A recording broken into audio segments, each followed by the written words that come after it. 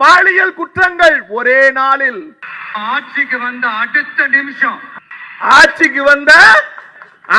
நிமிஷம் கழட்டிட்டார். சார், இது எங்க பத்திரிகை இல்ல. திமுக காரன் பேசினா எங்களோட இருந்த கூட்டணி கட்சிக்காரங்களுக்கு எல்லாம் கோபம் வருது. நீங்க ஏன் இப்படி அவசரப்படுறீங்க? தாவேகா காரன் கேட்க மாட்டேங்கிறான், எங்களோட இருந்தவங்க கேக்குறாங்க. சரி சார், டைம்ஸ் ஆஃப் இந்தியா எங்க பத்திரிகை இல்லையே.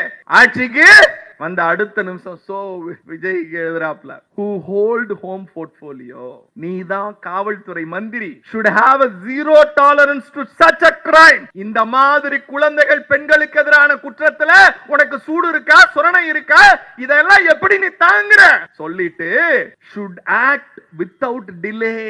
எது should act without delay?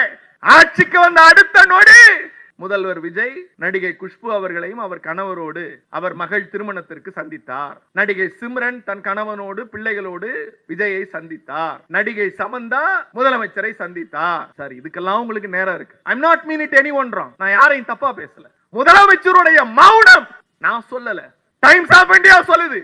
முதலமைச்சருடைய மௌனம் பிள்ளைகளையும் பெண்களையும் காவு கொடுக்கிறது. போலீஸ் துறை மந்திரி நீங்கள் என்ன செய்திருக்கணும்? ஆட்சிக்கு வந்த அடுத்த நொடி இழுத்து போத்திட்டு தூங்கணும்.